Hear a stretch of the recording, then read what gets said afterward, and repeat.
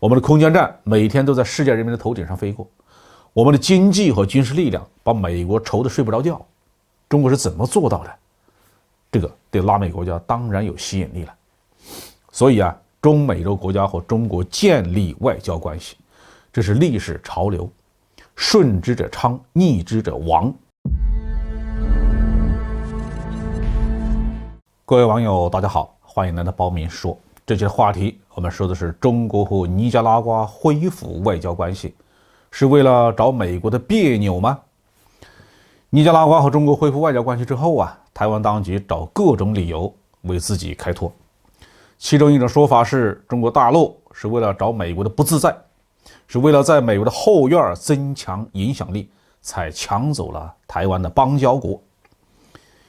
尼加拉瓜这些中美洲国家和中国恢复外交关系，确实和中国综合国力的增强、双方经济贸易关系的发展有直接关系。但中国并不是专门为了让美国难过才这么做的，中国只是按照自己的方式处理国际关系。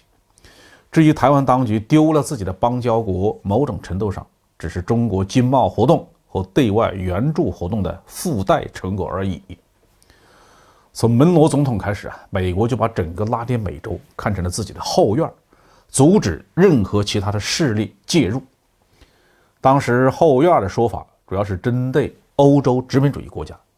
尤其是西班牙和葡萄牙，这两个国家在拉美大规模的殖民影响力是延续到今天，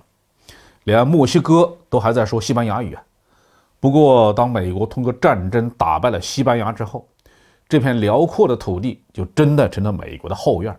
哪怕出现了西蒙·玻利瓦尔这样的英雄人物，他领导军队先后让6个国家委内瑞拉、哥伦比亚、厄瓜多尔、巴拿马、秘鲁和玻利维亚摆脱了西班牙300年的殖民统治，改变了南美洲的历史进程。这些国家虽然从政治上争取到了国家的独立，但是在经济上仍然没有摆脱美国的控制。既然是后院，就意味着拉美国家很难进入国际政治主流视线，美国在这里可以为所欲为。即使在2战结束以后，全球民族解放运动蓬勃发展，社会主义阵营也没有多少资源可以投放到拉美。古巴革命政权是硕果仅存，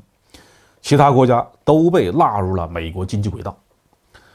但是这并不意味着拉美人民可以享受到和美国人一样的经济发展和生活水平事实正好相反，美国财团完全把拉美国家当作低端产品的供应地，通过经济控制、政治颠覆等各种手段，堵死了拉美国家产业升级的道路。几十年来这些拉美国家为美国提供咖啡、香蕉、蔗糖、雪茄还有可卡因，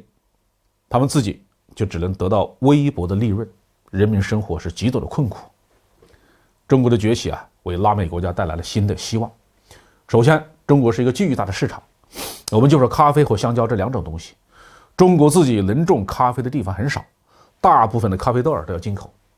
目前每年的进口量有10万吨。中国自己能种植香蕉，但是和巨大的消费量比起来是不够吃的，每年都要从境外大量的进口。我们进口香蕉的前3名分别是菲律宾、厄瓜多尔和越南。这个厄瓜多尔就刚刚和中国恢复外交关系，我们每年要从他那里进口几十万吨。第二就是经济援助，我们的对外援助规模其实不大，但是都比较厚道。中国的援助很少搞形式主义，都是针对民生项目来提供基础设施，比如说公路、港口、医院之类的。而且中国的援助没有什么政治条件，不会要求他们抵押政府大楼、矿山、军事基地什么的。第3条最重要的就是发展模式。美国一贯把自己说是山巅之城，欧洲殖民者对发展中国家的傲慢情绪就更加强烈了。这是因为西方国家是打算把发展中国家锁死在一个永远不发达、永远贫穷、永远只能提供低端产品、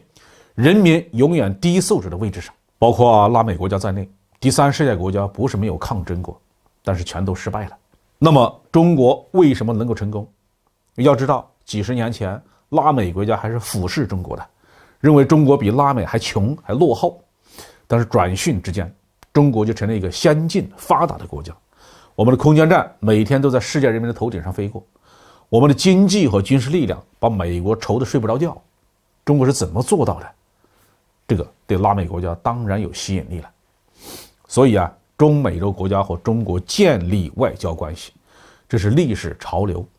顺之者昌，逆之者亡。无论美国方面还是台湾当局，非要用小斗鸡肠的思维去理解和分析，那是永远都不会有正确答案的。好，这句话题就说到这里。